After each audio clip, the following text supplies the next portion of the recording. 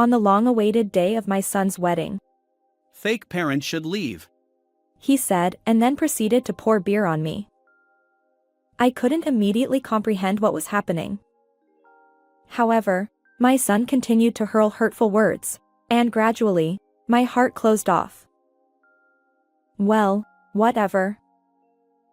I shook off my husband's attempt to hold me back and left the venue. My son watched me comply without resistance, wearing a satisfied expression. Little did he know that a tremendous tragedy was about to befall him.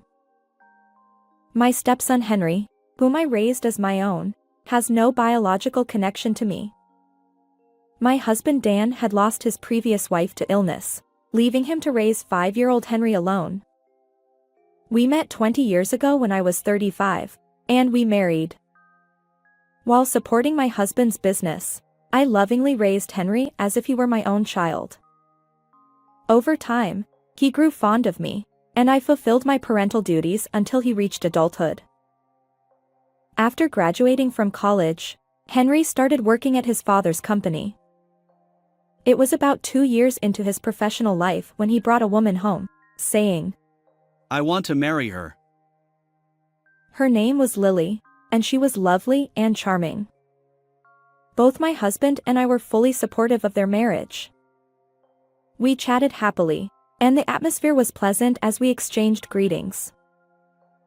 However, that evening, Henry sat before us with a serious expression. "Actually, I need some assistance for our wedding." Financial help? Well, we were planning to give a gift, but is it not enough? We want to have a grand wedding with many friends, and we're considering an overseas honeymoon. But we don't have any savings. What? You have no savings? I've been telling you to save diligently all along. Indeed, my son often went out drinking, and I had noticed his expensive hobbies like watches and cars. Although I refrained from commenting on what he did with his own earnings, this time, I couldn't help but be astonished by his lack of planning. If you don't have money, shouldn't you consider a small family-only wedding or a domestic trip? Choose a plan that suits you. My husband's words made sense, and I nodded in agreement. But we've already visited various wedding venues, discussed travel plans with her, and it's too late to back out now. Dad, please. Seeing my son's teary expression, I recalled the family trip Henry had thoughtfully planned for our 20th anniversary. He put so much effort into it even though he didn't have much money. Regretting that I had taken it for granted because it was a local trip, I decided to extend a helping hand. Maybe we should consider providing financial assistance?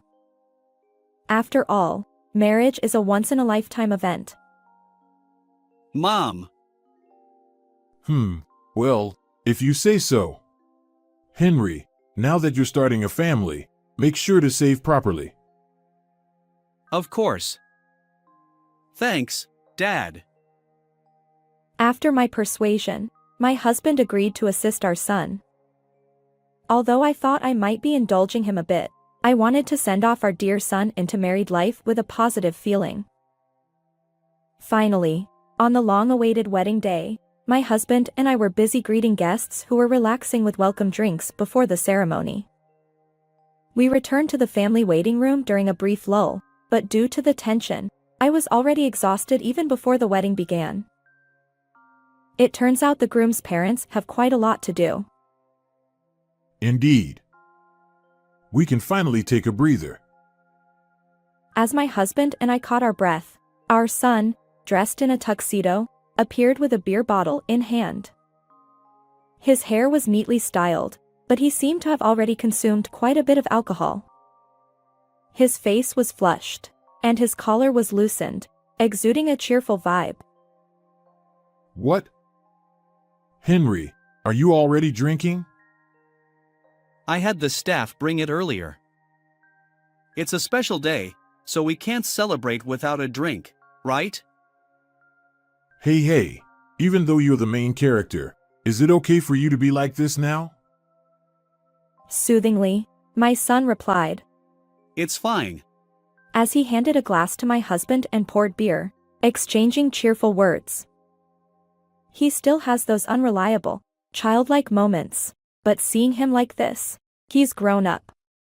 Taller than Dan and confidently wearing his tuxedo, my son reminded me of the little boy from the past. As I watched my son and husband from a slightly distant spot with a happy heart, Henry suddenly turned his gaze toward me and approached.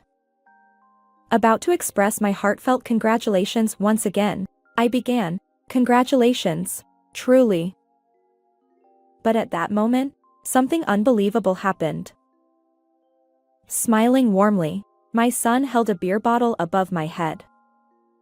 Then, without warning, he turned it upside down, drenching me from the top of my head with beer. The liquid dripped down, making a splashing sound, and the scent of alcohol hung in the air. It was so sudden that both my husband and I were left stunned. After a while, I finally raised my head and looked at Henry, utterly bewildered. Now you won't be able to attend the wedding. With a smug expression, he continued. Until now, I pretended to play parent-child with you because I thought I needed a housekeeper to take care of things around me. What? Wait, a housekeeper? What are you talking about? Despite being unemployed, you ingratiated yourself with Dad, lived off his money, and called yourself a full-time housewife. But I've never considered you my mother. Caught off guard by my son's sudden change, I struggled to comprehend. I've poured genuine affection into you, believing I was your real parent. And yet. Enough. From now on, Lily will take care of things as my housekeeper. You're not needed. As a fake parent, you won't participate in the wedding. Outsiders can leave. I had raised Henry with love, trying not to make him feel lonely after losing his biological mother. But my one-sided efforts were met with disdain behind the scenes. Hearing Henry's true feelings and facing his verbal attack left me in shock. What kind of words are you saying to your mom? Even Dan, who had heard our son's outburst, rushed over, grabbing Henry's collar and shouting at him. Yet Henry remained unfazed. My son declared arrogantly, Dad, you're also at fault. You got fooled by a low-level woman and married her. But I won't be as lenient as you. Once I'm married, I'll be strict with my wife. As Henry continued to berate my husband in a dismissive tone, I stared at him in disbelief. Watching him stubbornly assert his selfish views, anger began to bubble up within me. Well, whatever. Memories and my affection for Henry suddenly seemed inconsequential. I stepped in to stop Dan, who was confronting our son. Understood. As an outsider, I'll leave. Finally realized your place, huh? Just go already. With a satisfied expression, my son left the waiting room, laughing. But my husband remained dissatisfied, trembling with anger. Is it okay to just comply? Maybe I should give him a good punch. I won't be satisfied otherwise. Well, there's one thing we need to do before I leave. I confided in my husband about my plan and informed the venue staff before departing. An hour later, when I arrived home, I removed my stained dress and took a shower. My husband called out, Hey, take a look at this. I noticed that both my phone and Dan's phone had an incredible number of missed calls, all from Henry. Just as I was contemplating this, the phone started ringing again, and I reluctantly answered. Hello, what do you want?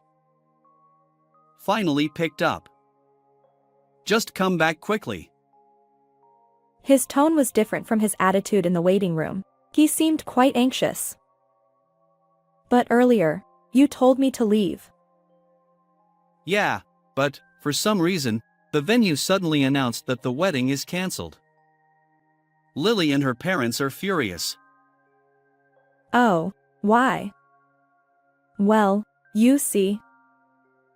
I proceeded to explain the situation to Henry. Afterward, Dan and I returned to the venue together. When we arrived, the celebratory atmosphere from earlier had completely vanished. Guests, informed of the sudden cancellation, were dispersing with discontented expressions. Against the flow of guests, we entered the venue, where Henry was surrounded by Lily and her parents, receiving their reproachful words. Upon seeing my husband and me arrive, Henry pushed through the crowd and hurriedly approached my husband. In a hushed voice, he confronted my husband, trying to keep it from Lily and her parents. Why did you say you wouldn't pay for the venue? You promised. You've got it all wrong. It's not me who pays, it's Mary. But after the way you treated her, there's no way she'll cover the expenses. Wait, what do you mean? Henry looked bewildered by my husband's words and glanced at me. The truth was, the company Dan now runs was originally founded by me. When Dan and I got married, he was an employee in my company, and I worked as the CEO. However, I felt concerned that Henry, Dan's son, wasn't opening up to me. Wanting to fully engage with my new family, I made the bold decision to step down as CEO, become a full-time homemaker, and prioritize communication with my son. Initially, I felt left behind by society and wrestled with doubts. But as Henry gradually showed more affection and dependence, I believed my choice was right. At the time, he was still quite young and didn't remember when his father took over as CEO. Hence, he mistakenly thought that his unemployed stepmother had married into the company. The reason we have money now is that Mary founded the current company. Huh? But that's ancient history, right? The current CEO is Dad. No, the crucial decisions are still made by Mary. She's essentially like a business leader. But Henry was left speechless by Dan's words. In reality, even after Dan took over as CEO, my name remained associated with the company, and I served as an advisor to him. If you thought of me as a housekeeper, then I have no obligation to provide money for you. damn it. Shut up. When I pushed back, Henry erupted in anger. It's unfair now. The wedding is ruined, and there are cancellation fees. We've already booked the honeymoon. You'll pay as promised. With a flushed face, Henry confronted me, but just then, Lily, having heard the shouting, approached. Hold on, what's going on? You were bragging about paying for everything yourself. Well, that's... Wait, were you planning to make your parents pay for everything? You're too old for that. How low? It seemed that despite asking us for financial assistance, our son had been trying to impress Lily by pretending to have money. By the way, you said you had no savings, and you mentioned that once you're married, Lily would be like a housekeeper taking care of things, right? Huh? We're both working, so we agreed to share household chores, didn't we? What's going on? Henry stumbled over his words, further berated by Lily. We allowed this marriage because we heard you were the future CEO. But it seems your relationship with your parents isn't great. Are you really okay? Lily's parents, who had observed the exchange, joined in, confronting our son. Well, yes, I'm perfectly fine. I never intended for our son to be the successor. Besides, I've never even discussed that with Henry. Wait, am I not going to be the next CEO? No way. The company was originally Mary's, and nowadays, not all businesses are family-run. We'll entrust it to someone more capable than you, who struggles with work. But Henry had mistakenly assumed he would inherit the company and had been spreading this false narrative. Now, his web of lies was unraveling. Furious, Lily declared. I need to reconsider this marriage. With her parents, she left abruptly. Despite Henry's tearful pleas, Lily never looked back.